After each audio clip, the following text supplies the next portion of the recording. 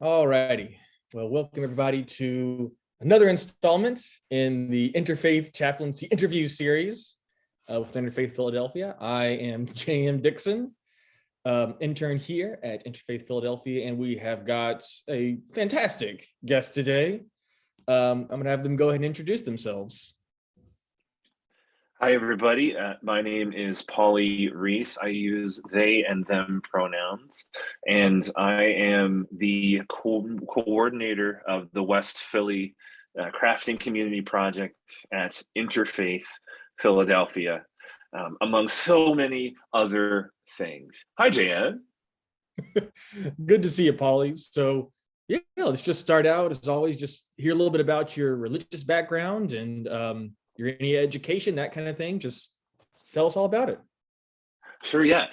So I grew up in the evangelical Christian space, and that was for me a thing that really formed me around family, community, being grounded, like in your locality, a sense of place and space. For my tradition, knowledge of Holy Scripture was really important. Knowing not just having a sense of what it says, but we were like a memorization community, and being and your faith experience, your life, being grounded in Holy Scripture as something that tied all people of your faith, which for me is Christianity. Protestant Christianity ties everybody together and connects you to that bigger world.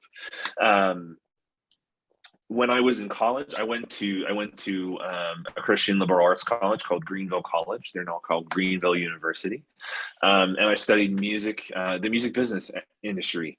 But that prepared me with a lot of experience about then what we knew as the Christian music industry. It also included elements of doing church music leadership, and faith formation, continuing on the more conservative side of evangelical faith formation. Immediately after that, I went into a Master of Music degree at Western Illinois University.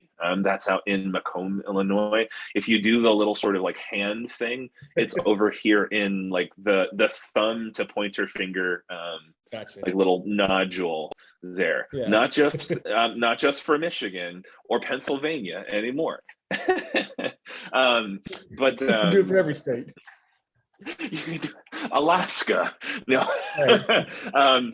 At any rate, So I do a master's degree in music. I study choral music education, choral conducting, and music history. I spent some time with an intentional community, like a common purse community called the Jesus People.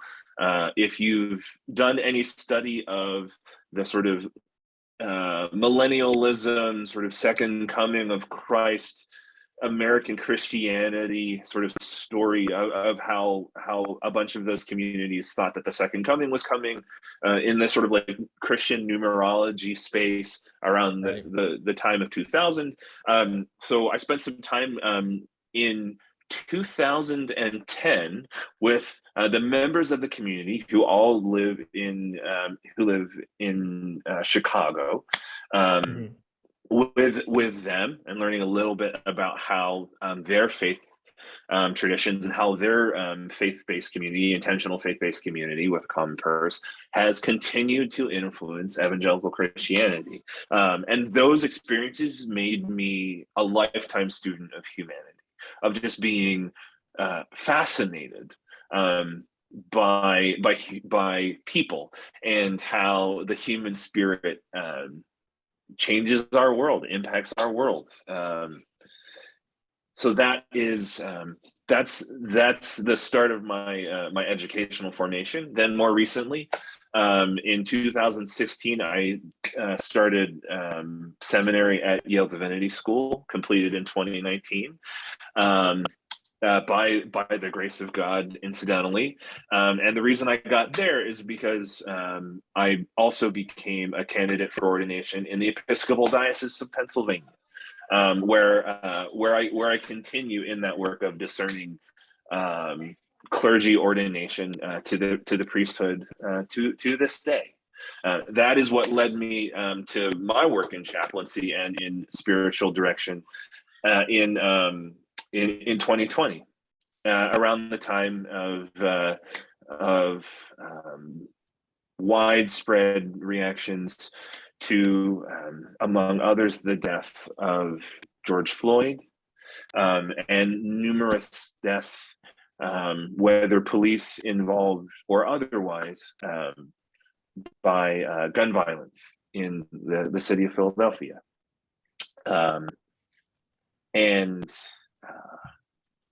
Wow, that feels like a really sudden like tonal shift. I'm just like aware of right now, but that is what that particular experience of chaplaincy and of doing that work in such an unconventional setting, while still in the framework of a summer intensive 3-credit CPE experience, is what has continued to inform the work of care among the most vulnerable populations of Philadelphia, particularly people who are long-term unsheltered residents. Mm-hmm. So, yeah, I mean, it's, you said, oh my gosh, this transition. I mean, I hear that and I just say, well, that's a lot of what life is, just big transitions from, one point in life to another. And gosh, yeah. I already want to, there's so much I want to ask about. Well, first off, I just personally want to ask about music, you said. So you spent how much time with that background? Just on a personal thing, I'm a music player too. You were primarily in, what did you say primarily you worked with choral stuff, or do you play anything, or? Yeah, so that's a really great question. So again, like we've all recently continued to be surviving a pandemic. We're socially distanced at the moment. You're a little bit further down the 95 in Princeton. I'm in New Haven, Connecticut, at a tiny little school that's starting to make a name for itself called Yale. I hear Princeton's doing good things too around theological higher education. But yeah, so I was a choir kid when I was growing up. Like I sang in church and school music programs. There was a community music school in in central Pennsylvania. Shout out to Cumberland Valley School of Music. It was this wonderful formational experience. So I did choral music, started becoming like the sort of classical, like recitalist, vocalist. Then started learning like your basic like rhythm section instruments, piano, guitar, bass guitar. Not a good percussionist. Besides the celeste, which is a button, which is an instrument that has a keyboard, but then like it strikes the bells. I promise this is not a musicology lecture, but yeah, no, like music was a way for a kid like me. I use gender neutral pronouns. I'm a trans non-binary person. Music was a place for me to have the opportunity to be creative and to express in a way that felt more authentic to my being.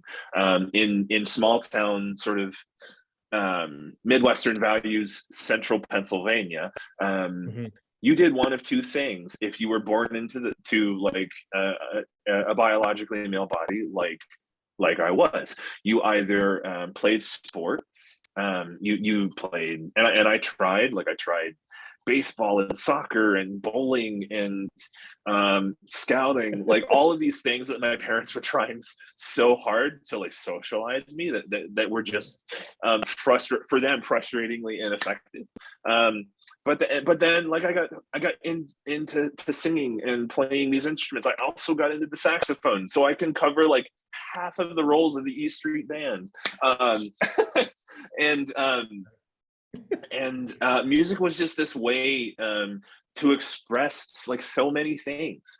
That transitioned into being a pretty competent singer, and getting to sing in auditioned choirs in college, and then getting a little bit of grant money to go and continue doing choral work and learning a little bit of like conducting, etc. Yeah. And that continued when I got to seminary at Yale, and was able to help like pay some of my seminary bills by continuing to do professional musicianship.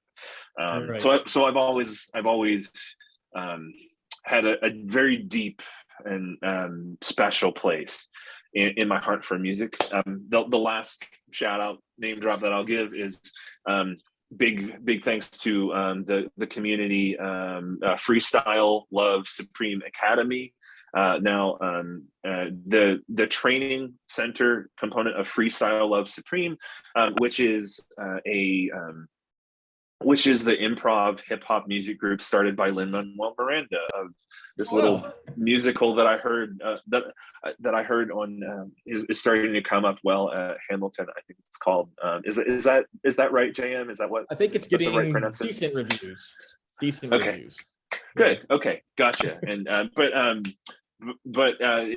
in the pandemic, like I got connected with them, like started doing some music production, some theatrical production work for them. I also took some of their coursework on like the basics of like what makes a good verse and like how to beatbox and stuff.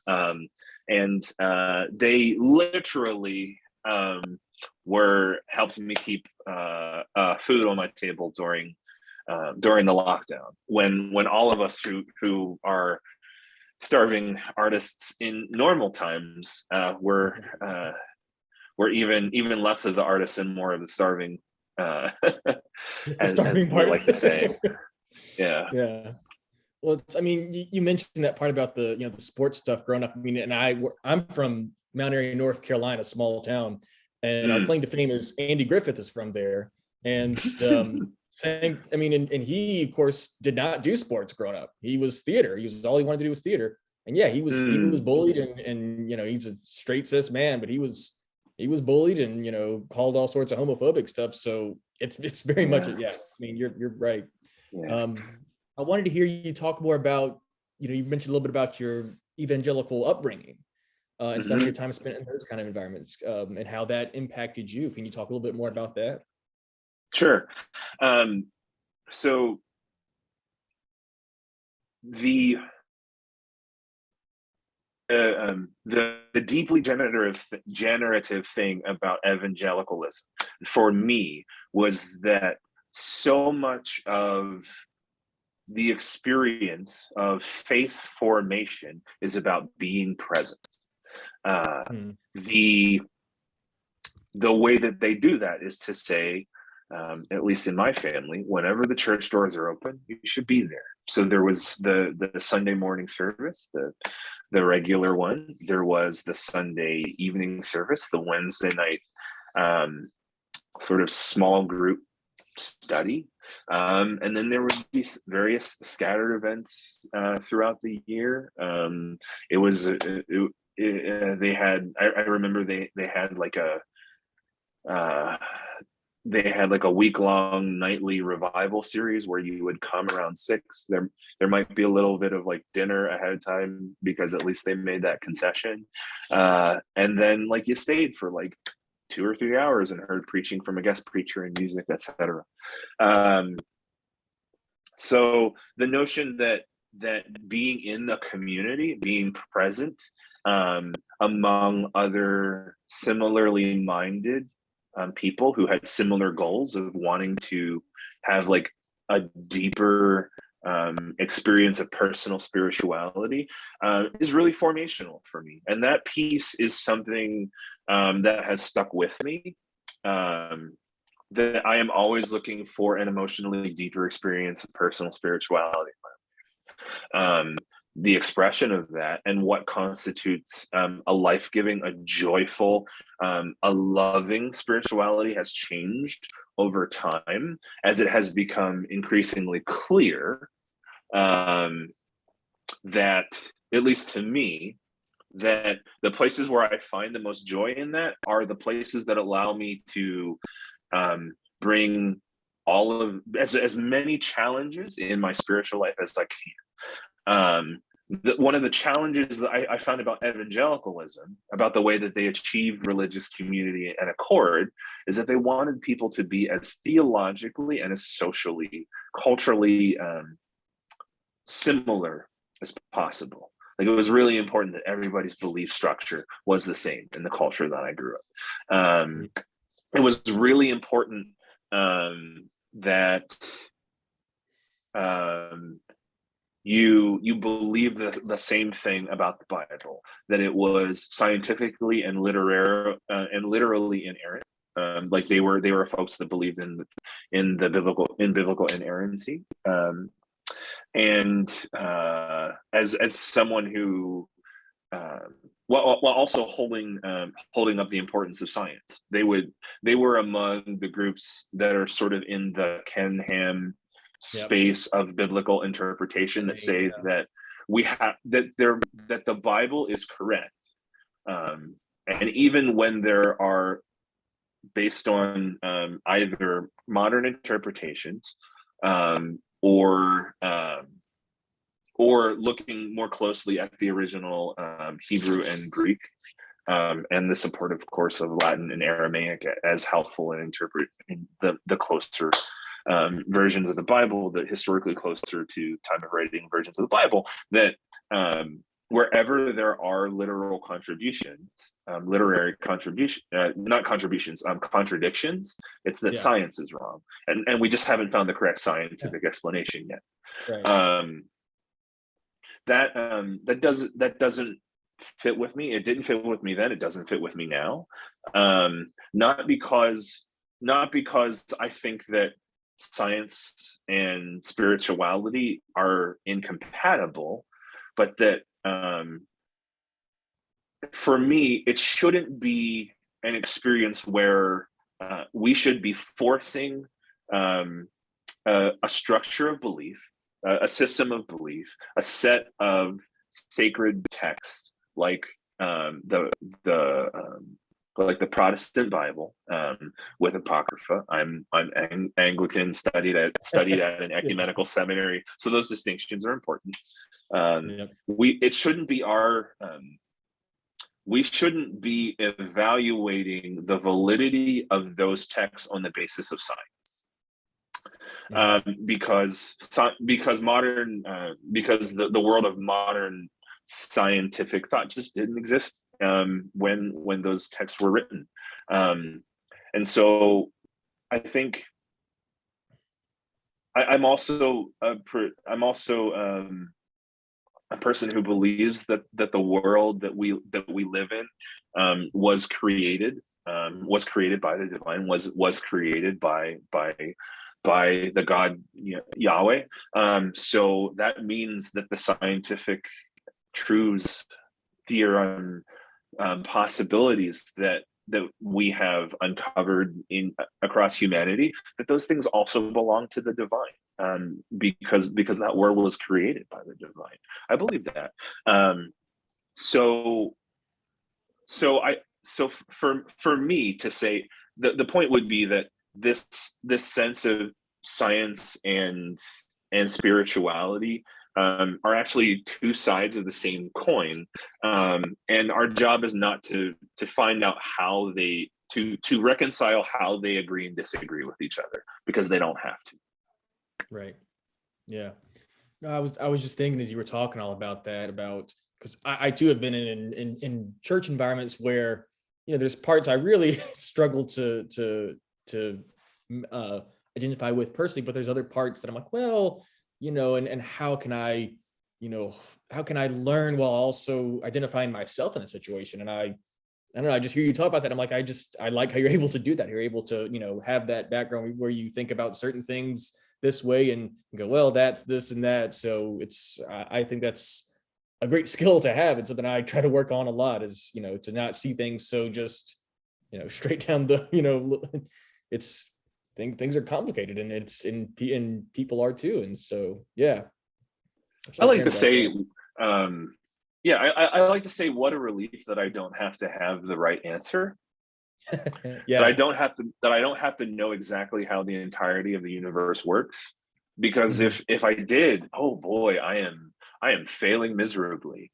Right. But to, at least in my tradition, being Episcopalian, if you a part of what's really important to us, and that all Episcopalians are responsible for, it is the experience of being initiated into the Episcopal faith, which happens by baptism, and there's a certain set of agreements that you make by virtue of baptism. We call them vows, and one of the things that we say is, you agree to respect the dignity of every human being. An amendment that I would make to that, you respect the dignity of every human being and the dignity of the planet as well, as our planet is slowly dying by our hands. But yeah, and that for me, it continues to be like a work in progress, where I like to think I'm doing my best to do a little bit better the next day than I was the day before. Yeah, I think that's a great approach to it. Yeah. So, well, I want to hear about your chaplaincy. So you mentioned a little bit about your work in Philadelphia around gun violence and the Black Lives Matter movement. Can you talk about some of that? Just get into more detail about it. Sure. Yeah. So I finished seminary in 2019, and had a lot of life change then. For my tradition, for my ordination process, one of the requirements is to do CPE, clinical pastoral education. Right. It doesn't matter where you do that, as long as it has the certain credentials and qualifications. In particular, that you have a cohort and an instructor who is trained in facilitation to be able to help you process and to help you identify and notice elements of pastoral care that you're practicing, how you can be aware to become a better pastor, become a better chaplain, and to understand the skills and have the level of awareness to be able to use them well for the benefit, the spiritual care and benefit of the people that you are serving with, among, etc. So I left seminary in 2019, knowing that I still, not having done a unit of CPE, but knowing that I needed to. So I was looking for summer intensive programs that I could do in the summer of 2020. I was really excited. I knew that I was looking for something a little bit potentially different from more conventional, like medical industrial complex based CPE units that we're familiar with. And that led me to connecting with a group called the Urban CPE Consortium. And that is headquartered in Chicago, because I knew already that there was a profound connection to looking after the spiritual care and offering spiritual companionship and bearing witness to the spiritual lives of people who are in the most dire of circumstances, poverty, injustice, etc. And I found the Urban CPE Consortium in Chicago where that was what they did. You had a practicum of folks who had been placed in field placements with these different organizations that offered social services to residents, like helping them apply for food stamps, or like a big thing when I did it was getting the free Obama phones, they call them, that allow people who can't afford like a cell phone, who can't afford cell phone service, to have a very basic functionality smartphone with a very basic level like data plan, so that they can at least have the basic tool that they need to communicate about getting their benefits. So the initial intention in the summer of 2020 was to, I have some friends, some clergy friends out there, was to move to Chicago and to trade like a cot in a basement, in like a parish hall basement, to be able to go and do this work, and then return to Philadelphia and continue my ordination process. Then March 2020 and the COVID-19 lockdowns happened. So one day, Yep. so what ended up happening is I got connected with a group of churches who do ministry support among folks who are unsheltered in the Center City area. That organization is called The Welcome Church. Their website is called thewelcomechurch.org. And the head pastor said, he was very encouraging of me, and said, you should come do this. We'll connect you with the different organizations that have started reopening, started offering care and support and services to unsheltered folks again, and give you the best opportunity to have that experience of pastoral formation that you're looking for, that will help you in your ordination process. So what that looked like was that daily I would spend a few hours working on the day services team at Arch Street United Methodist Church, which is on the corner of North Broad and Arch. They offer showers, laundry, social work services, and food support to people who live in the area unsheltered, who sleep outside, who are sleeping rough. It involved also support. The Welcome Church has regular services. They are a multi-denominational community that offers services in the Aviator Park area on the Ben Franklin Parkway. But one of the concerns that they had, given at the time that large encampment of folks was starting to grow and starting to populate, is that we don't know where all of our people are, because they hadn't met together as a community since before March. And it was June when I began my CPE unit. So they said, can you find a safe way to become a spiritual presence that can, and at least see if people are there. So that component of my CVE unit was finding a way to participate in the life of that community in a way that is generative and spiritually nourishing. And that was one of the most bare, raw, unfiltered ministries of presence that I've served to this day. Because there in a community like that, where there's so much stark need everywhere, plus an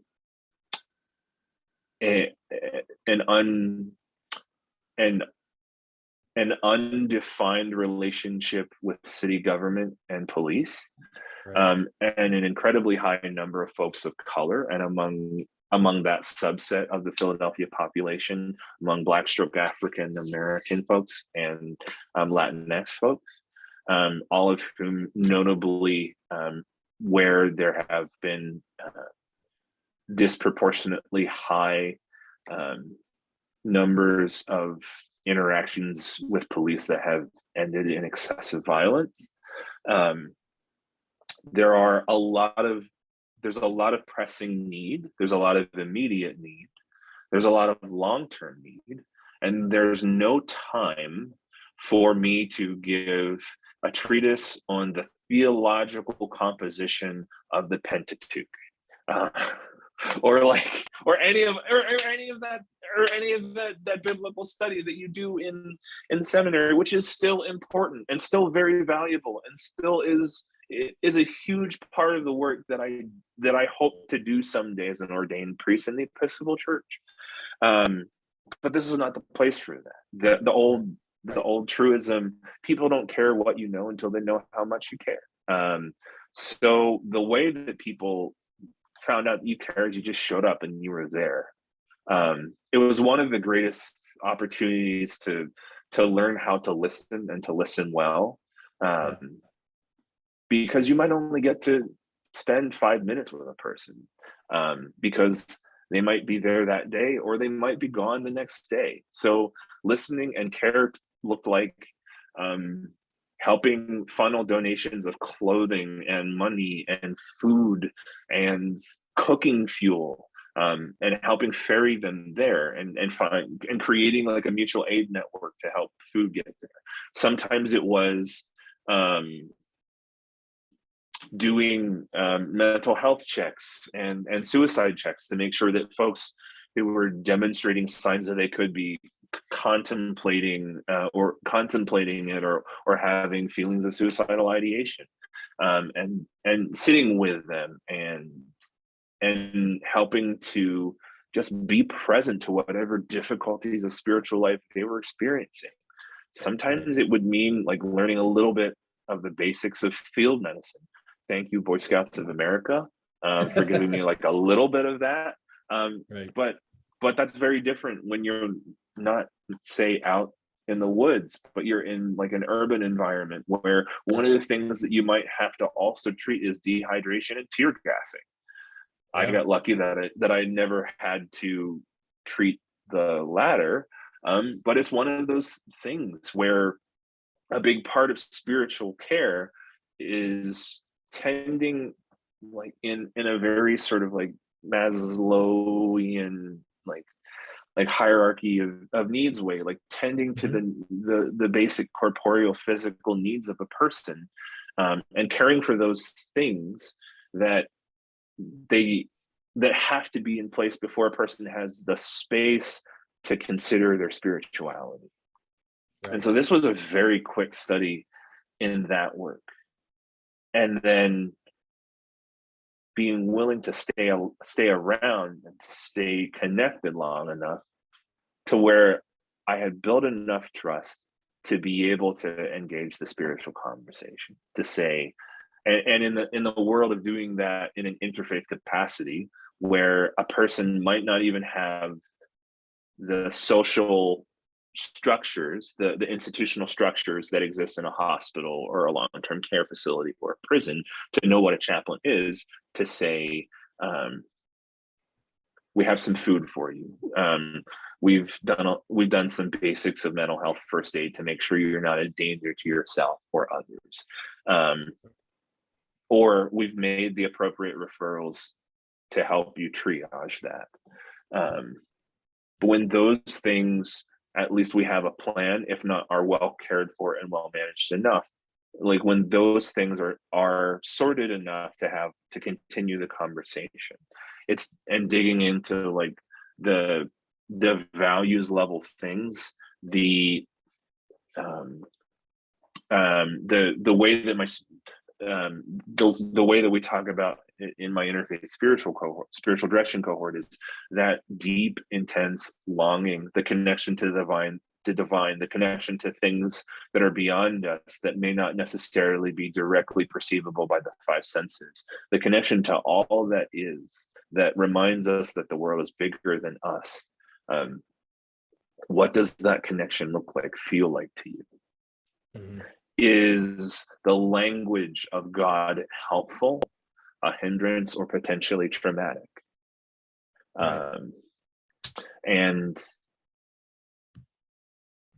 for that relationship between you and the spiritual, you and the divine, or for me, between you and Jesus, what do you need for that to be a life-giving relationship for you? Right. Yeah. And I was thinking, I think I might have said this in one of the previous interfaith interviews, but when you were talking about we don't need to do a big speech on the Pentateuch at this time. I mean, I've in my own experience, I feel like I can sometimes say that theologians do not always make great pastors. Because it's like I don't really need to know if I have the Trinity down packed right now. We got other things to do, and at the same time, I do think that's important to know. But yeah, I think the first step is, like you're saying, that showing up and being there, and that stuff is not. That's not what we start with. It's not where we go to in those times. It's not where. That's you speak about it yourself, like this kind of almost emotional or spiritual just kind of connection that's not something you encounter in most systematic theology courses. So yeah. And that's true, but they're different things. They all work together to help us be the wholest spiritual being that we can. And for those of us, for whom our life's work is in spirituality, it is important. Like the work of theology, like literally going back to the Greek, the study of like the knowledge of God, of the nature of God, to expand that just a little bit. That's really beneficial, because a part of being a good pastor is helping a person not just recognize, but to reckon with all of the components of our world that we don't understand, that we can't see and touch and perceive. And theology, the work of systematic theology, is the work of people who have dedicated their life to that, and given their best effort at what they think could work based on the lifetime of study and the study of people before them that they've done.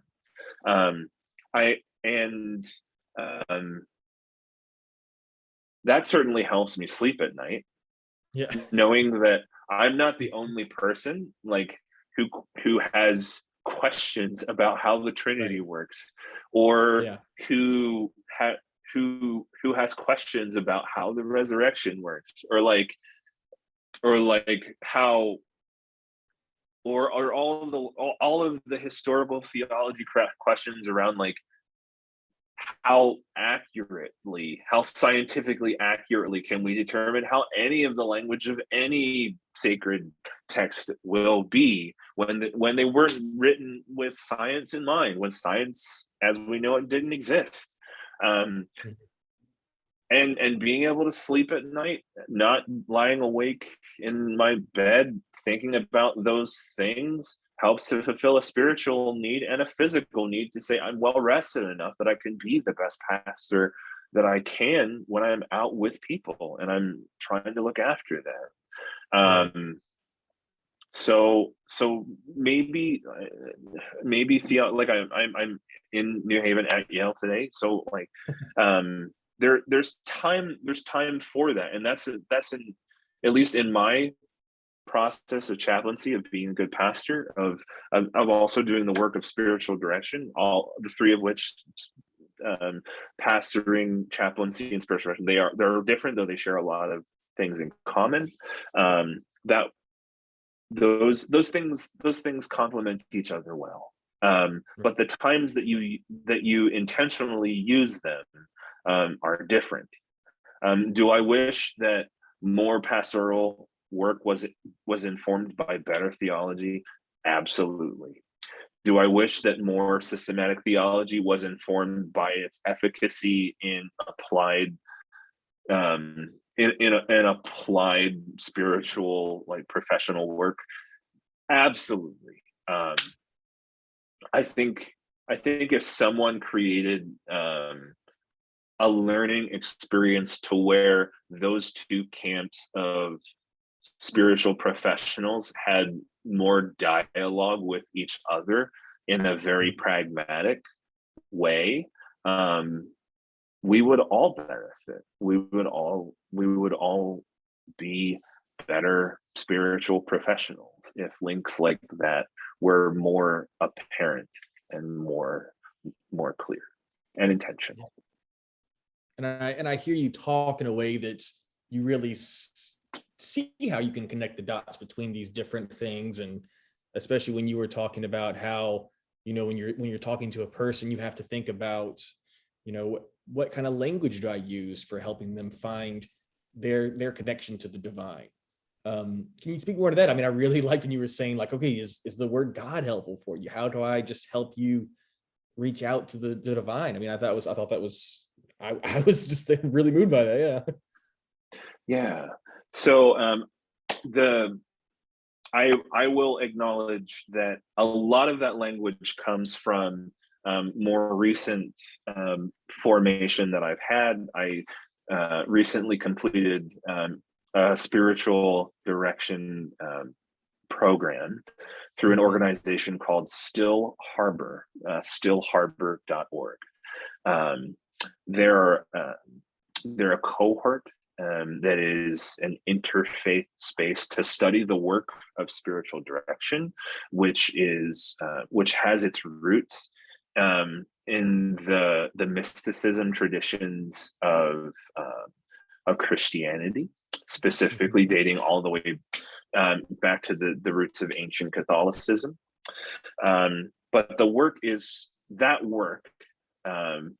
about not necessarily being a denominationally resident pastor. That is to say, to be someone who is recognized, whose primary work is to serve the people and to serve a particular, as a clergy person, to serve a particular tradition of faith and the people who participate in that faith, and to help them with that specific set of belief structures and that particular frame in mind, and that being the thing that you pivot around. In spiritual direction, the work is about, my job is not necessarily to strengthen my client's faith in whatever faith that I am certified as a leader in, but is to help them discern how they see their connection with the divine in their lives, in whatever tradition they're in. And if through the work of that discernment, they experience a change of faith that has been primarily initiated by them, with helpful reflections and clarifications and questions and affirmations from me, great. Because my job as a spiritual director, and this is different depending on where you've been trained and what your work as a spiritual director is, my job is to bear witness to whatever your connection to the divine, for me, that's Jesus, whatever the work of Jesus is doing in my life. whatever that is leading me to.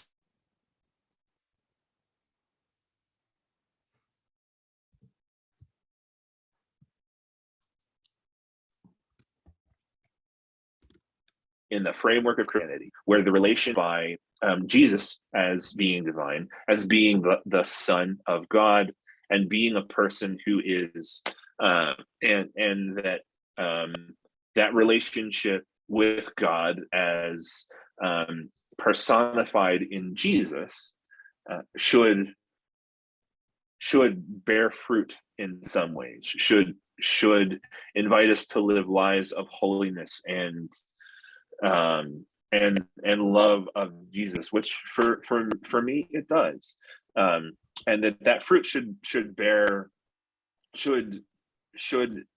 encourage us, should spur us on to do the work of Jesus, in that our job is to help each other grow in faith in Jesus, to be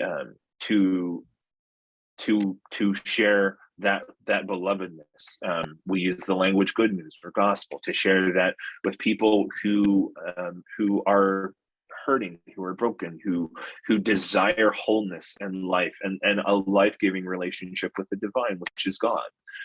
All of that is a very Christian way of looking at the connection with the divine.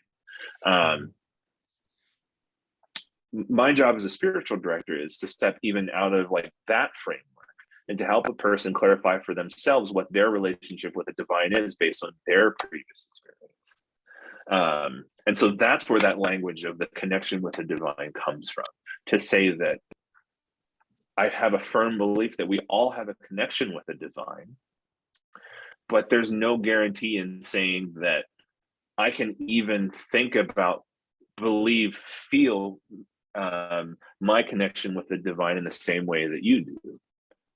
But both of our ways of having connection with the divine are equally as valid and precious and sacred, because both of us are human, and that's the thing that we share. That we're all humans, and we all exist in different stages of brokenness and mending and healing, all at the same time. And that I think for me is one of the most beautiful things, one of the most beautiful things to share in common with anyone. And you share it in common with everybody. And I think you're already speaking into this, but I want to ask specifically about it, which is how has this experience with your chaplaincy work, how has it, impacted your faith? How has it stretched you? How has it, made you think differently? Kind of what has been some of your takeaways from it? That's a really good question. So it has, if there's anything that I've seen, it has continued to, in many ways, it has caused my heart to be continuously, repeatedly, regularly broken and be rebroken and remended. Right. Because one of the things about chaplaincy that I've noticed is that we're the people, when a person is having a profound experience of humanity, Right. we're the people that get turned to for help. I'm thinking about a particular moment when one of the things that I was responsible for that summer, I remember needing to help get a person to the hospital because they were just not well. And so one of the unexpected components, one of the unexpected days of where the work was just one, there are a whole lot more nights worked than what would have been expected of me, like in a hospital. I worked almost exclusively nights. Right. And when I was at the encampments, and so this person, on the way to the hospital, we were talking about family and trying to be the most whole person that they could be, in spite of, and these are all my words of that I'm applying to another person's experience, but talking about trying to be the most whole person one could be in the experience of in the face of profound trauma, both that this person had suffered at the hands of their family, at the hands of the political system on account of being a long-term unsheltered person, and in the new challenges of living in the pandemic, because we'd only been under pandemic considerations for like 3 or 4 months by then. It was June, from March to June,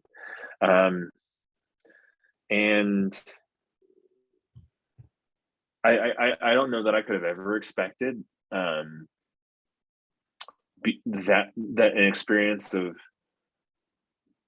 of shuttling a person to the hospital to be one the most profound moments of spiritual care that I've ever bore witness to. But it's something that has stayed with me in time. So I think, I suppose what I gather from that is good spiritual care can take the form of any location, any place, any particular set of actions that you are capable of performing. Right. But what makes an environment, and what makes what a set of actions, a set of an interaction, an experience of one of good spiritual care, is that we do our best to respect the entirety of the person that's in front of us. That means having enough awareness to understand how we see that person, how that might be different than how they see themselves, to do the best to let their experience, their human experience, be what sets the tone of the conversation and sets the agenda for care, rather than what I think that I should be doing. Right. And there are little tools too,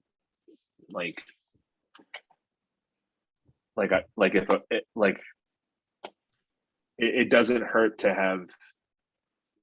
have done some study. It doesn't hurt to have had some practice in pastoral care.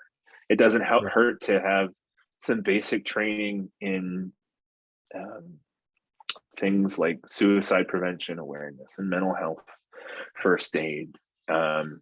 In that case, basic tenets of physical first aid as well, and de-escalation. But every setting of spiritual care and chaplaincy, and every human interaction has those sets of tools that are helpful. Whether or not you use them, lean into them, rely on them, goes back to the question: who is the person that I'm in front of right now? Who is the person that I am right now? And what does this person who's sitting in front of me, what do they need? What does their spirit need right now? Mm-hmm. And what is the best things to be done in this moment? Right. It's all about being present. And sometimes the best thing to do is to just do nothing. And that's okay too. No, I mean, you were speaking there, it was reminding me of actually something in class this last week we talked about, where you can tell a lot, because because this world is impermanent and perishable, and everything around us Mhm. will eventually fade away in one way or another.